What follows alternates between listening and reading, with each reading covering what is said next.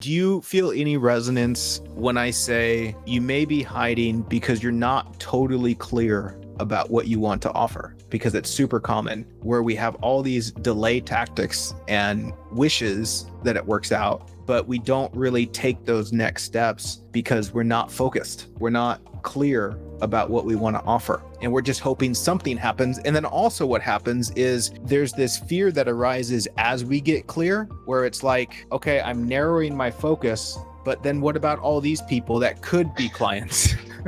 Because as you get more focused, your pool of potential customers gets smaller, and that scares people. But that's actually a huge advantage when it comes to marketing. HeartBased.io. This is the podcast. It's for the heart-based solopreneur who wants to thrive in both life and business. On this show, I share my conversations with active or aspiring solopreneurs, and we explore the opportunity to gain clarity, get focused, and become profitable. Relax, settle in, and let's discover something beautiful on the inside of what we are, and then share that beauty with the world.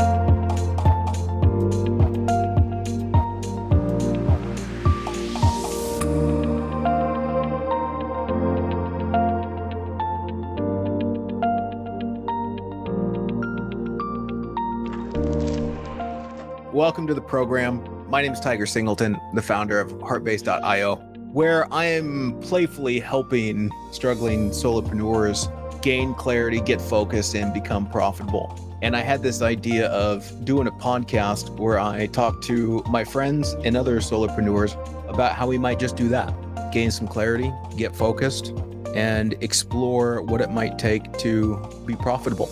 And my passion right now is working with people who are kind of just getting started, or maybe they've been going at it for a little while, but really can't break that maybe 5K per month mark consistently. And so I want to work with them and see what kind of inspiration we can find to make some meaningful progress and also enjoy ourselves. Because there's this beautiful opportunity in being human that I see, which is discover something beautiful on the inside of what you are and then share that beauty with the world. And that's business as far as I'm concerned. It's an exchange of value. You find something valuable inside of you, and then you find a way to share that value and you get paid for it. Super simple. So today on the very first episode, this is perfect too, because we're going to be talking with a buddy of mine who I've known, oh goodness, at least 4 years probably. And he is going to share a little bit about what he's been doing and what he would like to be doing. And then we are just going to have a great conversation and see what sort of opportunities there are. And my buddy's name is Sven Kaven, or Kaven. I don't think I've ever asked you. I'm going to go with Kaven. Kaven is the perfect one. Okay. And you're in Spain right now, but normally you live in Germany. Which I've left, yeah. Oh, you've left there, like officially? Yes.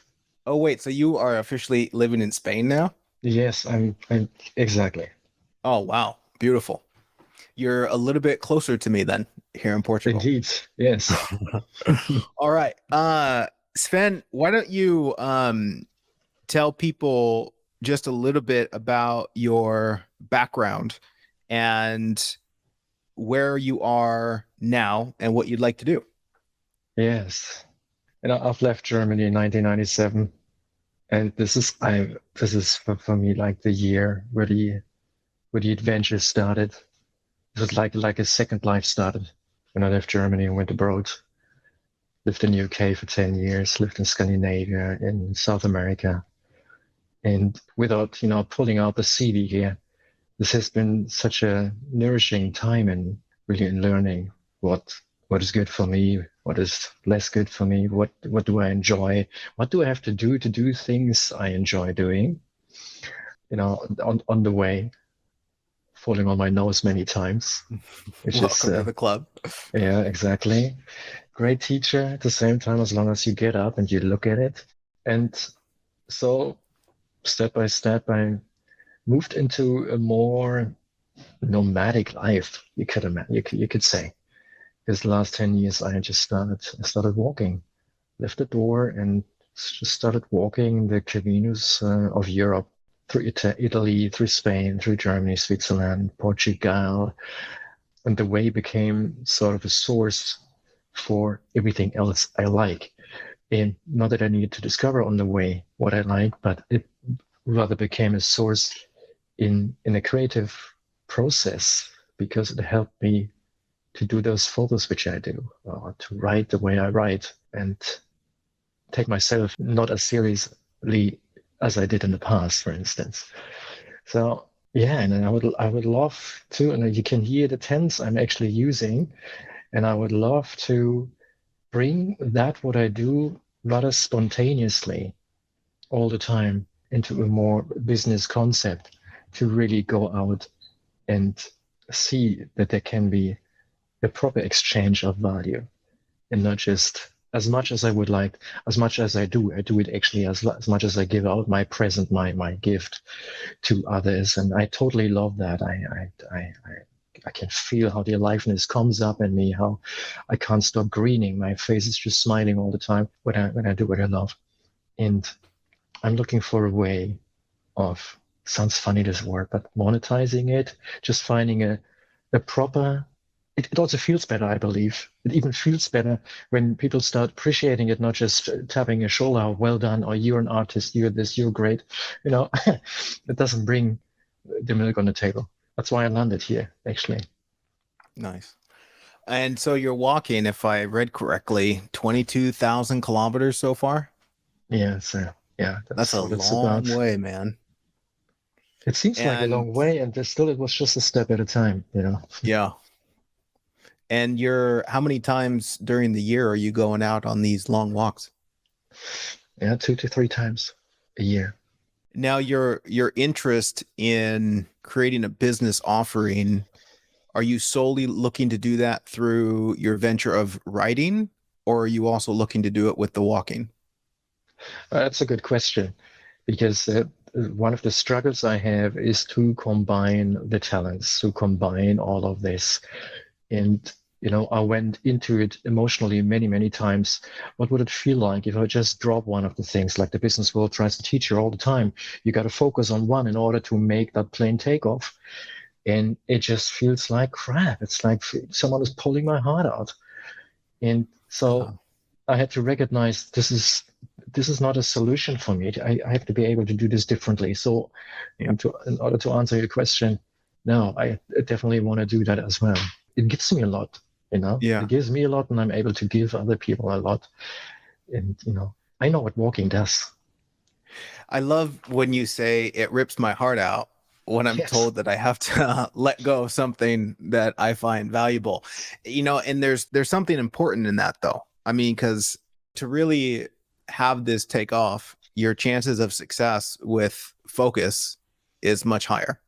Oh Like, yeah. okay, if I can put all my time and attention into this one thing, then you're going to have a greater chance of success. But also, there's the opportunity, like you said, to combine it somehow, or to have some option where you're not disregarding some aspect.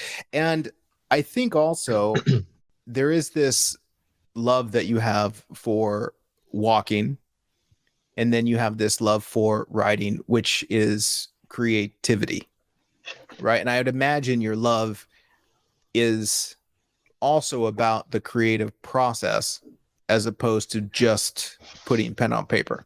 This is it. It Yeah. is the process, actually. This is where I'm present with something. Your love for writing and wanting to turn that into a business, I'm assuming it relates somehow to taking people on a creative process journey. Yes. Yes. Yeah. And maybe they're a painter and not a writer, and that's Mhm. still something you can support. Yes, I could support it. If, let's say, if the painter is open to explore its gift through the written word. You don't have to become a best-selling author or anything of that kind, but rather maybe through the written word. And by that, I mean discovering yourself. So you basically, you look at yourself much more softly in a way. When you look at the words, which sort of source out of you, you just put them on a piece of paper. And that way you recognize more what type of artist you are, in which direction you really go. So of course, a painter can profit from it as well. So there's this bit of self-exploration that allows for a deeper connection with one's own creative process. Yeah. And then naturally, when you get out into nature and forget about everything else, there's a lot to be discovered there.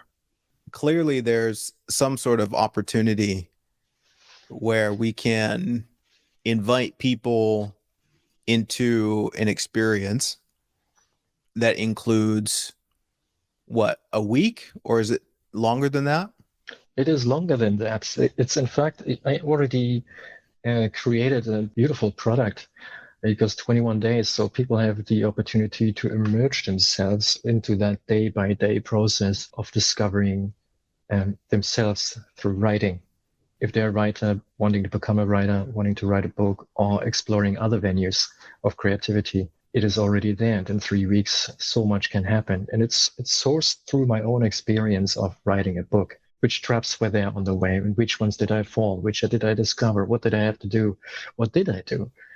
And I just put that into a series of podcasts, transcripts, etc. So as someone needs it. And you're offering this as a course of some kind that's video and written? It is audio and written and downloadable written and downloadable audio as well as very specific exercises. So it's not just a pure transmitting of information, because that wouldn't really work. I want to bring people into the gym and actually lift the weights. Yeah. So they're encouraged to do every day some sort of practice, some sort of exercise. And that actually does the work. It changes everything. Yeah. What's your process for delivering that course right now? Oh, that's where that's where I am right now. Sitting there, lots of question marks, big black hole. I say, okay, how can I do this with the least amount? Good, huh? Yeah. This comes up with the least amount of financial effort to bring that out. So I already limit myself there on the set. What do you mean when you say least amount of financial effort?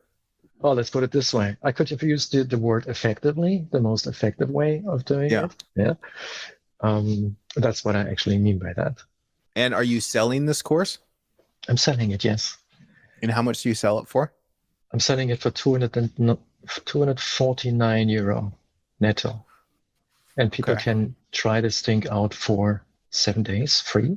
They can also get out of this course if they realize it's not for them. I mean, I also think it's a fair thing to do. Yeah. That they can actually get out and say, I want to get my money back. And then they get their money back. Because I would love to work with people that really take that path. I want to be there. That's important. Yes, I want to be there, yeah. I lock the door and throw out the key. And being that you're just getting started with it, have you had the chance to sell any of it yet? Yes, actually, I was selling it offline, but I had a different chance, which I've used. I was beta testing the course with 20 participants, and that was just amazing. I was so engulfed in this whole process. Of those 20 people, 10 actually pulled through with the course. And you need to see there's also a community within that, this platform, and have something like 250 comments, exchanges of written work, and of course my participation as a mentor. So there's a lot of social proof actually already in the platform. That's why I think that when people are in there, they're thoroughly going to enjoy this because it's all available to them. Well, yeah, you said something super important, which is the social proof. And so often, we get these ideas that we think are cool, but whether other people think they're cool and valuable is a whole nother question. And so that strategy is fantastic to hear that you're doing that you created something and you got some beta testers to get some feedback and you got, market validation. It's like, oh, people will really enjoy this. And so the next step is trying to get it out to the right people. Mm-hmm. And then naturally, as awesome as that is, I would imagine that you still want to get people out in nature and come with you on these walks. Yes. Yeah. Yes. Oh, I mean, I also talk in the course about the importance of nature and what my source of creativity is, which are the walks. But this is sort of my line I want to take. I want to combine literature and the walking aspect. I mean, if you think about it, if it was Ernest Hemingway, Paulo Coelho, these are writers, two writers, which are actually sourced their ideas for writing stories, autofictional stories through their own travels. And I totally see that because it happens to me as well. So our style of writing, maybe not style, but where it comes from. Yeah. It's very similar, and I would like to take people with on that path. So not just doing some mindfulness walks as a matter for mindfulness, but rather to, yeah, through what's the word, curiosity, Yeah. going in there without knowing where it leads to. Yeah. The way that you're describing this, what I love about it is even though it's not totally clarified, you're hyper focused on what you want to provide. You don't just want people to come on a walk, right? Yes. You want a very specific type of person to come with you to experience a very specific type of outcome. Mm-hmm. And that is incredibly important to nurture. Because the question here for me is, in everything that you're saying, how can we communicate this so it speaks to the right person? Right? Because you're going to talk about this and then someone's going to hear it and be like, "Oh, that's totally me." And that's part of the next steps, I would imagine, is clearly defining this experience that you want to offer people and who it's specifically for, and then craft a message around that. Yeah, it is almost, it's really nice how you just said that. Yeah, this has to be nurtured in a sense of the clients I would like to work with, the clients which see a solution to their problem, understand what we're talking about here so that the stuff doesn't get lost in translation. And that truly needs to be nurtured. And this is actually where I seem to fail. Yeah. Can't get it on the tarmac. I just can't get it on the road. It's Okay, so so tell me weird. what's the struggle? Maybe courage as well, to go out and like you go out every day almost, with video, doing that, even though people tell me, you're charismatic, do it, blah, blah, blah. But the inside it feels totally different. There's the insecurity there. So I'm hiding behind lots of websites where lots of information are visible and readable for the people. But it doesn't Yeah. bring me anything because I don't know how to get them there. And I love that you just said that, even though it might sound nice. I love that you said it doesn't bring me anything because it won't. No, I it was won't. just I was just having this conversation with a friend who was in tears. She was explaining to me her absolute frustration over the past year of building what she thought was the perfect website, creating the Instagram channel, and nothing happened. And she really had this hope, right? Like, man, if I could just get this website up, then it'll work. And in all honesty, you could be successful without a website. Yes. Even though that seems like unrealistic to most people, like, oh, you have to have a website now. But in all reality, it's all about connection and building relationships. Mhm. And you can do that without a website, just an email address. Yeah, absolutely. I'm totally with you. And I'm using it, I guess I also use it as a diversion for myself to Yeah. deliver something creative, and I'm happy about it when it's there. It's so weird. It doesn't bring anybody anything on the outside Yeah. because I'm hiding behind it. Do you feel any resonance when I say you may be hiding because you're not totally clear about what you want to offer? Yes, Okay. yes, Okay. absolutely. And this is a big one. And I hope people are listening and hearing when I say that, because it's super common where we have all these delay tactics and wishes that it works out, but we don't really take those next steps because we're not focused, right? We're not clear about what we want to offer. and we're just hoping something happens. And then also what happens is there's this fear that arises as we get clear, where it's like, okay, I'm narrowing my focus, but then what about all these people that could be clients? Right? It's like, because as you get more focused, your pool of potential customers gets smaller, and that scares people. But that's actually a huge advantage when it comes to marketing. That's going to be next step, is getting clearly defined about two things: who it is that you want to support.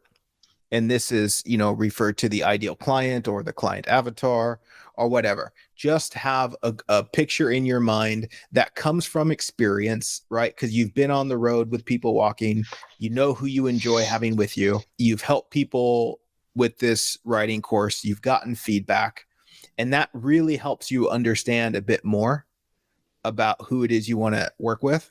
And then after that, here's what I recommend you do.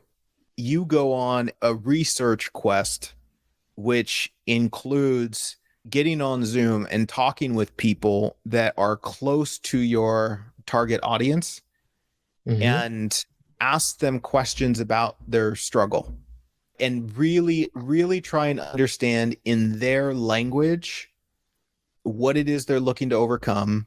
What's the fear? What's the pain? What's the hesitation? And hear it in their words. This will do two things. It will help you understand your potential client more, and it will help you with your messaging, right? Like how you write things, because then you can start using their language as opposed to your language, which is probably a little bit more advanced given your experience where you are now. And then maybe after that, or in combination with that, and this is all going to evolve and change over time, but I would spend some time fantasizing about the type of experience you want to give people when it comes to like the big thing. Like, okay, here's what I envision. I've got 10 people who I take this walk with. Here are the things that I would like them to experience. Here are the struggles that they have. Here's the transformation they're going to go through. Here are some fun things we can do along the way, and just get clear about that. So I could actually, I totally get what you mean. It's like this is the same process. Let's say now for the online course, it's called Writing Days. Yeah, I can do it exactly the same way. Yeah. Yep. What do I want them to experience? Is that what you did for the course? No, I didn't actually. Did I? Oh, hang on a second. It's a while ago. I finished the course 4 or 5 months ago. Yes.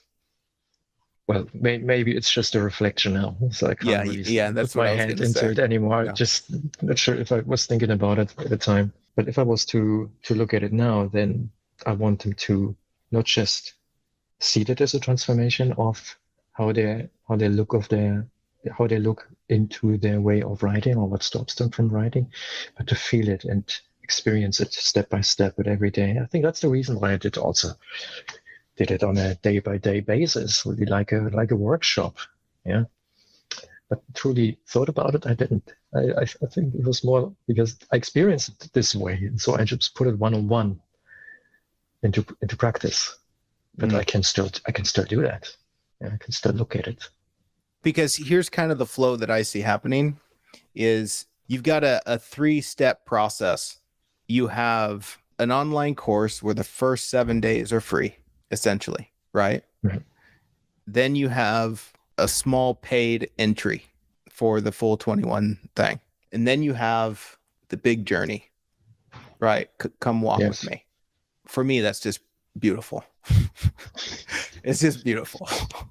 And here's where I think you would get a kick out of this, where in your online course, they do the 7 days for free. And then somewhere towards the end of that, there's the notification that, hey, by the way, if you choose to continue, I'm going to include a one-on-one session to talk with you for an hour after you do the course to clarify any questions, and then also see how you can integrate these things. And do you know what that one-on-one session is? Yeah, I know what that one-on-one session is. It's a sales call. Yes. But before it's a sales call, it's a huge value add where you're genuinely helping them. Okay, so there's 3 things that are going on this call. First, you're adding tremendous value to their experience. Yes. Second is you're trying to identify if it's the type of person you would want to come on your walk. Mm-hmm. Right? Because you don't want everyone to come. And you can usually figure that out on a Zoom call. And then if you've identified that that's the kind of person, then it transitions into a sales invitation. Yeah. Absolute. Yeah. Oh, nice. And here's what we got to look at: how much to charge. Could you do 4 of these a year? Mm-hmm. Yeah. And how many days are they? Momentarily, and the minimum is like 8 days, 9 days. But I didn't have the purpose for it as clear as it's coming about now. But I think that this is usually a good amount of time. I wouldn't do it shorter. Yeah. But minimum of 8, 9 days. And what do you do about food and lodging? It's built like momentarily. It's built like a pilgrimage. That means people actually only buy my expertise, if you like. Yeah. And they take care of food, lounging, and anything they need for on the way. Okay. So they take care of the food they eat, and I imagine hostels and little places you stay along the way. Yes. Even though I would help them always for the group to organize, let's say, the shelter or the hostels or wherever we sleep. I would organize this because of the language barrier many have. Yeah. So that's usually part of it. Okay. So we could take that off the table as far as you'll handle the lodging. I handle the launch. I handle it, but the covering of the financial aspect is by the client itself. Okay. And why is that? Well, because I've done it all the time like that. Okay. So this is the only reason, and because it was easier to be done on a pilgrimage, simply because sometimes people want to sleep. And this was part of the experience as well, to sleep without Burgess, to deal with the aspects and how does it feel to sleep with 10, 20 people in a room? How do I mindfully deal with this? Yeah. I like that. It can be part of the experience. Yes, yeah, absolutely. And you meet totally, and also in aspect to the writing, you're much closer to the source, to the people, and you're closer with your ear on the stories which are being told. Or as if I was to make now a 4-star pilgrimage, and the people just hang up just with themselves and instead being in the mud. I think you just have to be in the mud. But that's my idea. So I need to listen to the people I want to take with me. God, that's such a great invitation, like getting people out of their comfort zone, because people really crave that. They crave which is funny, a safe experience of getting out of their comfort zone. And it has value. It has value for them because it's not the normal thing that we usually experience. It's something else, and someone is there with the experience to help me through this. Yeah, and there's lots of things that could be written, directed to creative people about the value of that opportunity to like get out of your own way and reset yourself and all that jazz. I like that one. Yeah. I still hang on that idea that after those 7 days, that if you stay, there's the sales call and people maybe join this walk. Because the only idea I had at the time was to do some sort of book mentoring. People that actually want to embark on the way of writing a book, to go with this during the time of the course. But I think what you suggested is, if I look at the line in my own alignment to nature and where I'm sourcing my creativity, it makes much more sense. And maybe it makes much more sense for other people as well. And then they can still go through a book mentoring with me afterwards. If they're totally hyped up or peaked up and totally feel the connection wanting to do this, then one can still do that. Well, yeah, you see, I mean, then there's a natural fourth step, Yes. right? Yeah. It's like you take them on the walk, they get super inspired, and then you offer, some sort of ongoing support package just to be available. You know what?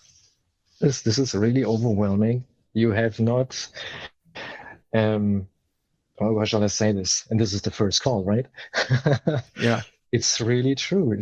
You just helped me to open up this box, and to taking all that difficulty I put myself in a head all the time, or I'm listening to all the time, it just gets blown out. It just dissolves like a soap bubble. And to see how beautiful this actually is, it's again, it's a creative process. The creation itself, being in the process of creation, is what is so enjoyable. Yep. And I don't get it I get it why it happens, but wouldn't it be beautiful to be in this state all the time? Yeah.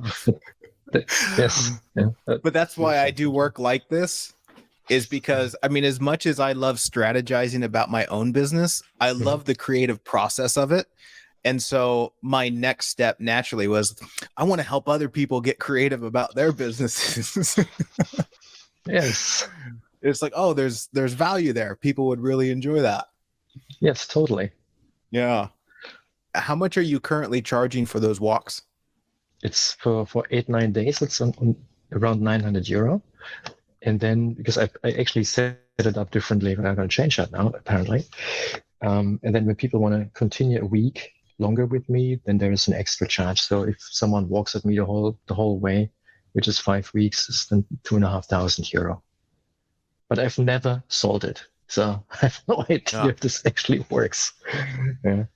Okay, so for, let's say, 9 days, it's 900, and then for an additional week, it's a total of 25. No.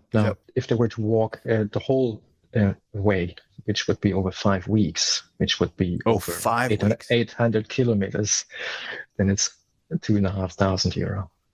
Yeah, I can't imagine a lot of people signing up for that for 5 weeks. Did you say you can't or you can? I can't. You can't. Nice. No, that's quite a commitment. But let's look at it this way. Let's say that for the course, that makes a couple $100.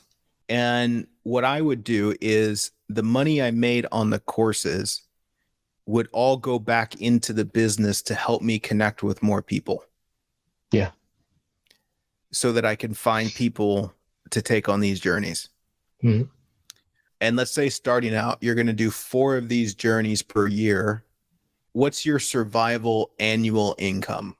Like comfortable survival annual income. Like if you were like, okay, if I could just make this much every year starting out, I wouldn't have any financial stress. I think I would be by about comfortable, right? Yeah. Not having to live off dry bread and water just because I need to put that money into the business. Okay. And pay my own apartment or whatever. Okay. I think I would be by about 25 to 30.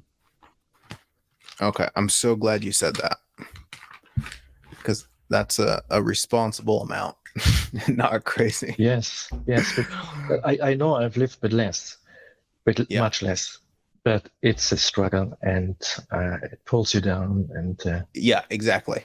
The whole money issues. People don't realize that. They don't realize how important it is to eliminate the financial stress, not by making a bunch of money, but getting rid of ridiculous expenses and then covering just the base amount so you can go to work, so you can focus on adding value. Yeah. Okay. So we'll take this 30,000 and we'll divide it by 4. That means you need 7,500 per trip.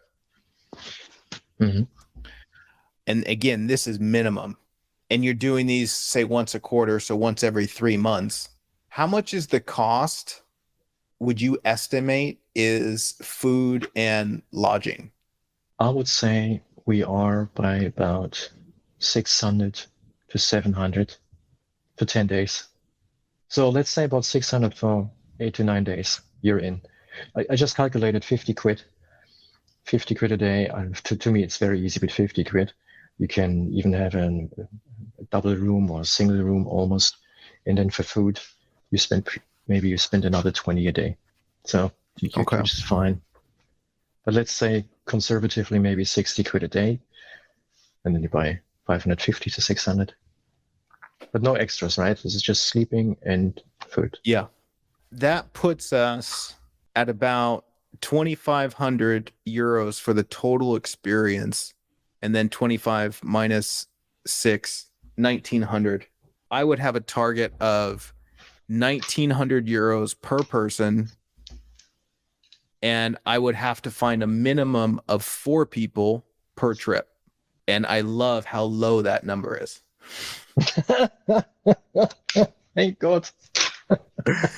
Right? Because realistically, if this is done in a clear and focused way, you have 3 months to find people to come on the trip, right? Well, it's almost an evergreen process if my focus is of using the financial flow, the cash flow that's coming in through the platform into, finding strategies and ways of filling up the walks. I mean, what a nice situation would that be if there was a waiting list, which would be necessary, for instance. Well, that's kind of the direction that I'm going. Where I thought so. Yeah, people are eventually gonna, be on a waiting list. But I would also have a target of 8 people to come on the trip. So we need 4 to pay the bills, and we need twice that to make some meaningful progress. And then I would bet out of those, let's see, if it was 8 people times 4, that's 32 people per year. I love that. It's so not very many people. 32 people per year out of 8 billion. I think I would need to tweak the numbers a little bit, because 8 people on a walk, that's a lot of people. Oh, is it a lot? Yes, it is a lot to accommodate that. And I've done it once with 8, and it was not easy. It was difficult. It was just a mix of people, maybe it was the mix. But otherwise, what I always found a good number is like 6 or less, like max 6 people. Okay. It makes it also easier with finding accommodation and places and restaurants, because we're moving every day. Yeah. So it's a bit of logistic I need to take care of. Well, that makes it kind of a special little group. Yes, indeed. Yeah. Well, that would definitely take care of your survival needs, but not necessarily thriving needs. Because what I'd like to see happen is that you can take care of your survival, but then you're also like doubling that and then saving. It's like, it would be great to live on 30 and save 30. Yes. But maybe I just gonna add another piece, like, for instance, the book mentoring, getting into the first book.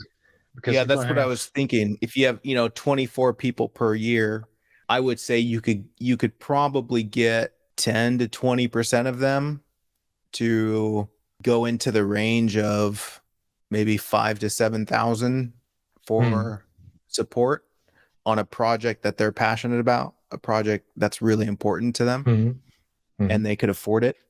But that's 2 to 4 people per year. That's not much. And it also depends on how busy you want to be. The beautiful thing is, if you don't want to be that busy, you just charge more.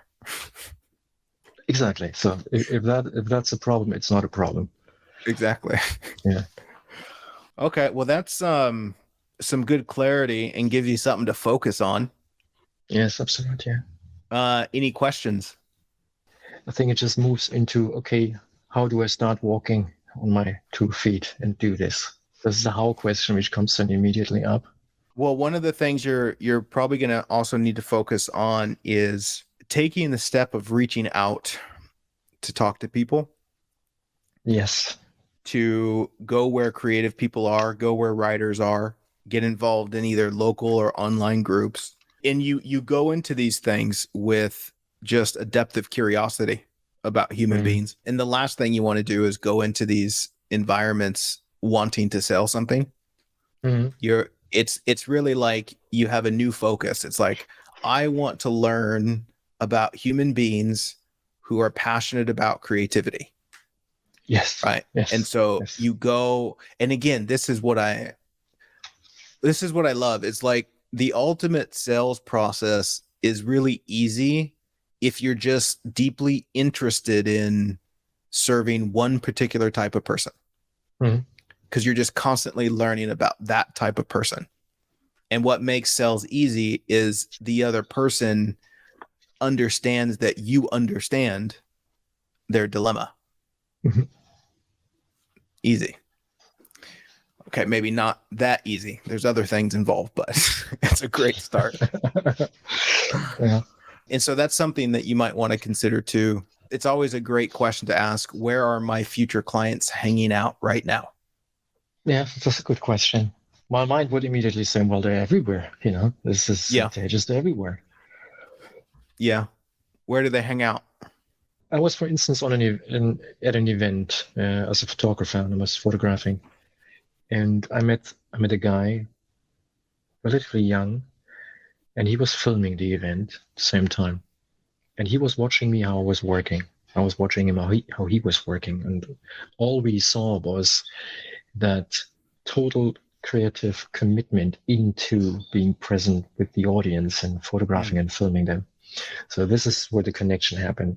But it just happened because I was just doing a job in Germany. But the interesting part was then that we were Zooming with each other, and he was saying, Sven, I was watching you, but you definitely, it was quite funny. He said, you need to be in front of the camera, he said to me, because he's a filmmaker and he's an actor himself.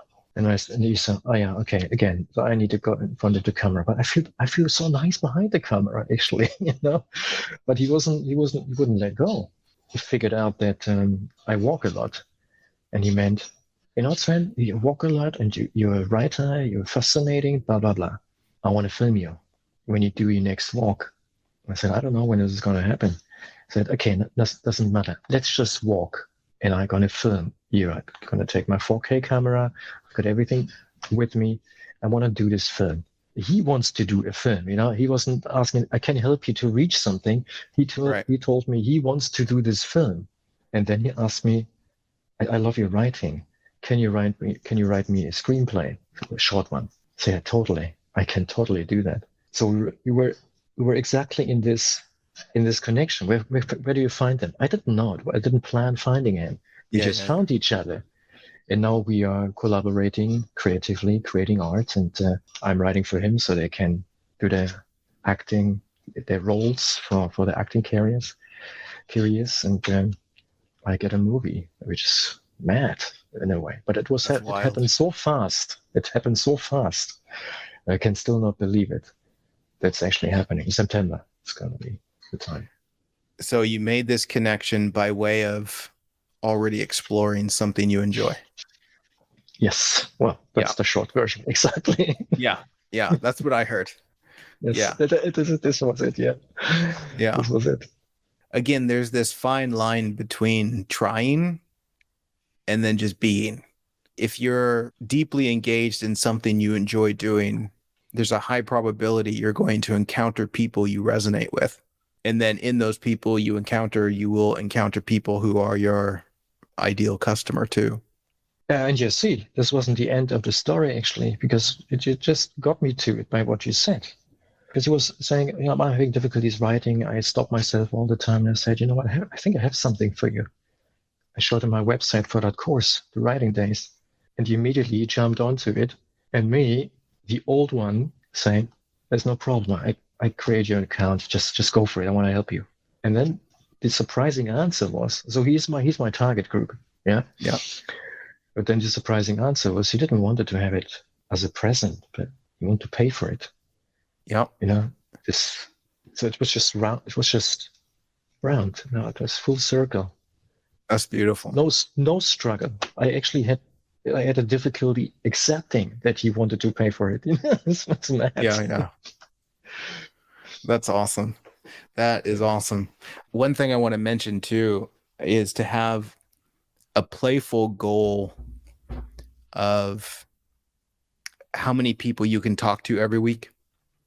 Yeah. That might be your ideal client. Here's something that I do that is super valuable. I make it a point to have 4 conversations a week with people that are my audience. And I do this, for the same few reasons, which is I want to understand my audience more, my ideal client. Because every time I talk to somebody, I hear a different way of looking at a particular problem, and I get insights and I get content ideas and all of that. And so it's really great. And plus the audience loves it, right? They love connecting with me and just meeting me in person rather than just watching a video. And then as I'm doing that, I'm also looking for ideal clients. Like if I encounter someone, there's this fire in my heart that says, oh my God, I would love to support you. Given your specific thing, I would absolutely love to support you. And then that goes into a conversation, which starts off by me saying, would you like to hear about what I do to support people in your situation? Now, nice framing. Yeah, because, and here's the magic of that framing. I'm asking their permission to sell them on something. And then they're literally asking me to sell them, right? Would you like to hear about what I do to help people like you? And they say, yes, please tell me how you could help me more. It's a beautiful transition. And by the way, when I ask that question, I've never had somebody say no. They're always curious. It's a very inviting question. Yeah, doing that 4 times a week, then I stumble upon, the perfect people to work with. Then, I can hit my mark of finding 2 or 3 people per month that I can take on as one-on-one clients. It's coming from this attitude of, I just want to connect with people, right? I want to learn about people. And often what I see people do in the sales part of this is they're trying to sell. They're trying to find people to sell. And they're afraid of not getting the sale, all of that. And it's all terrible energy to bring into the situation. So yeah, that's something to play with. How many people do I want to commit to talking to every week? Learn about them and their struggle. All right, man. Anything else? Wrapping up? And this was a full can of good stuff. Yeah. I saw your I think it was a September date for another walk. And I'm telling you that I'm one of your ideal clients, because I would love to get out there with you and go on that walk. And man, if I could swing it somehow with 5 weeks off, or we have Wi-Fi stops, maybe. They're everywhere. Wi-Fi stops. Yeah. Okay. Yeah, but the idea of that, checking out for 5 weeks and doing it sounds extraordinary. But yes. I'll get out there one of these days for your 9-day thing. Yes, that'd be lovely. All right, brother. We would have a lot of fun. Yes. Yeah. I want to thank you though for taking your time to do this with me. This was a lot of fun, especially being the first one that I'm doing. I'm super stoked that I got to do it with you. I thank you also. I want to thank you a lot, and this talk couldn't have come to at a better time. Yeah. Quite frankly, yes. Awesome. Thanks so much, man. You've been listening to the HeartBased.io Solopreneur podcast. For show highlights, notes, and more, visit us online at HeartBased.io. While you're there, be sure to sign up for my weekly email, the Sunday Letter to Solopreneurs, and download my free guide for new or struggling heart-based solopreneurs, helping you understand why and how it's possible to love on others and get paid well for it in the process.